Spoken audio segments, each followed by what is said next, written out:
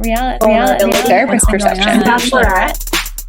Hello and welcome back to Reactivity TV, where we give our therapist takes and perspectives to all trending TV and movies. I'm Amy Albero. I'm Catherine van Eyck. And today we're talking about The Bear season 1 because we're on the cusp of season 2 coming out. So we thought that this would be a good opportunity to get into season 1 so we can prep. Yes, we need to be ready for season 2. It feels like season 1 was so long ago. It was like a year ago. Exactly. Mm-hmm. Right. And I know we were both biased in really liking this show, which made it really fun to think about covering and giving our therapist take. But I did, in preparation for our episode, rewatch season 1, and I forgot how much I liked it and how good it is, and how there are so many really, really good, rich themes in the show. I know. I mean, yeah, clearly you and I both liked it, but we also remembered there's stuff we can squeeze out of this one. Oh, for sure. For sure. So I guess with that being said, what resonated with you from your therapist perspective? What were things that you were really noticing?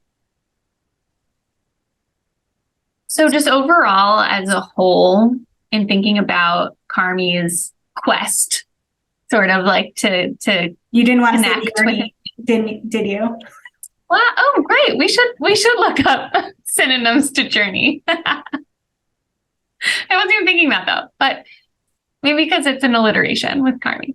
But so I'm thinking about how the show starts and how he comes back to Chicago after being in New York at this very, very high-end restaurant and cooking and fine dining at Michelin-rated restaurants, coming back to the beef and coming back to his family, coming back right after his brother died from suicide. Mm-hmm. And he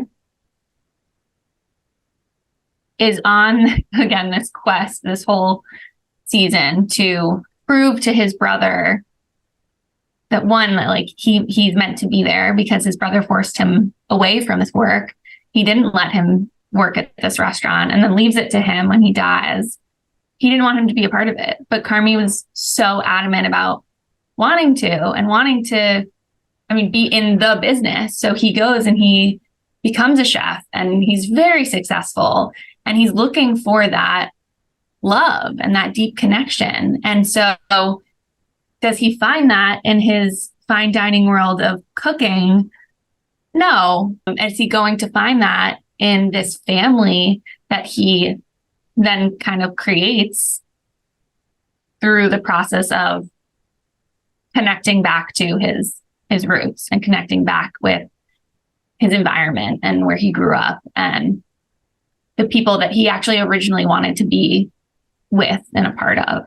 So I just found that that whole kind of coming together such a obviously a beautiful thing, but even more so relatable to how people get pushed out of or pushed away from their families in ways, but don't really stray too far when that happens a lot of the time. This is a really, I don't know if there's a name for it or anything in anything that we do, but it is a really common phenomenon to see when you're not allowed to do something and then you do it anyway, but in your own way, but it's still not making up for the way that you really want to do it. Mm-hmm. Right. Think about that. There was a lack of fulfillment in a way. And I think we learn, I think it was the last episode of season 1 where Carmy goes, he's been going to Al-Anon meetings and they ask if anybody wants to speak. And he shares this monologue about basically what brought him into the industry and what his driving force was essentially to first prove his brother wrong, that you didn't let me work here. I'm gonna be great. And then he never got attention or affirmation from his brother. So he kept going and going and going and pushing himself. And while he was incredibly, wildly successful, you're right, like it didn't satiate that need of what he was really looking for, which was not only approval, but also like it sounded like acceptance and family and all of that. And yeah, it was kind of nice to see it. Satiating. Yes. No pun intended. Yeah. Yeah. It was a beautiful arc for Carmy. Mm-hmm. Mm-hmm. What's something that you were noticing? It's funny, like right off the bat, I like the theme of like the first couple episodes for me in my mind was like change is hard. And so I was kind of interested to talk with you about this as a marriage and family therapist and thinking about systems and just systemic work in general, because, you know, when we see or rather when we recommend for changes to happen or changes within a system to happen, there's often a lot of resistance because like like change is hard. And when things are different, it kind of ruffles some feathers. And even though the system that they refer to at the beef sucked, it wasn't working, it was what they did and what was comfortable and what they were used to, and in probably some ways kept Mikey's memory alive. So they were like fighting Carmy about the system, even though it was so inefficient. And so what we see typically when we introduce a change to a system is some sort of behavioral burst. Like we see people really reacting against the change. And so we see that happen across the first couple of episodes until people like, you know, Carmy kept consistent. What I loved that Carmy did was show us as viewers, if you keep consistent with you enacting change and with what your expectations are, eventually the system around you will adapt. And we saw that happen where they finally got to, as Carmy puts it, sort of kind of chill place. And it was working and it was running. And that really was because Carmy, just due to all of his training in these top restaurants, kept things so consistent, so predictable, so efficient that the system around him could change and it feels safe. And so I thought that was just such a good example of, you know, in families, in relationships, when we like want like and introduce changes, that there is all of this kind of static and reactivity that happens. And what we really, really want people to do is to stay in the static, like stay in the suckiness, like to get through that period so that you can get the fruits of all of that labor of change. And so I thought that was just such a good example of what exactly we talk about when changing a system. Yeah, that could not be a better, there could not be a better representation of that. You're right. And we see that all the time, how families or individuals see how dysfunctional something is. And yet they're met with this resistance until something shifts. And then when something shifts, everything shifts. And it's another one of these amazing things about change and about people and about the work that we get to do. It's so cool. I know. And I think, I mean, you tell me if I'm wrong, but my assessment of like their system is that they were able to achieve that second order change, like that the change, the routines, the habits that were created just seem like they're there to stay. Like it seems like they really got integrated into the system, which was also really cool. And that we don't always get to see in our work. Yeah. I mean, and for those listening that don't understand the difference, like first order change is when, like, let's say somebody makes that effort to do something different and it doesn't stick. It's not lasting. But that second order change is the one that brings on a totally new status quo, a new homeostasis. And that's the really, really hard one to get to. Mm-hmm. I feel like it's been maybe one of our colleagues, Carly King, explained it this way before, but that first order change might be like in a home, maybe rearranging the furniture, but second order change would be like changing the structural components of the home, that it makes like a significant change to maybe the layout of the house rather than just kind of like moving things around in a semi-permanent way. Mm-hmm. Oh, yeah. I love that. Mm-hmm. I don't know if it was her, but great. Anything else stick out to you? Yes. So another thing that happens throughout this whole season until Carmy does blow up at one point, and then he doesn't have this monologue at Al-Anon, like you mentioned.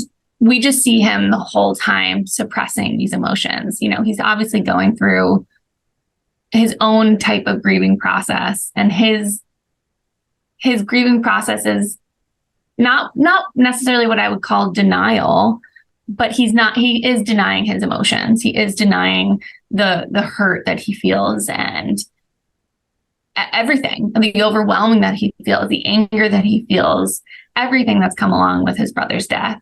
And so you're seeing that with obviously the name of the show, his name, and then what they end up calling the new restaurant, that like he's supposed to be a bear. Bears have a short fuse. Bears, get angry. Bears blow up. And he is like this bear, like in hibernation through this whole season until he can't be anymore. Mm-hmm. And then when it comes out, it comes out. And finally he taps into it. And that in itself was so relieving. You're like, oh, finally, I'm so glad he's there. I'm so glad he's like really dealing with this. And it's about time. But at the same time, it happens the timing of it is different for everybody. And so I totally understand how long it's taken him to get there. I totally understand the pain that it takes to get to that point. Mm-hmm. And yet the fact that he got there, I was like, yes.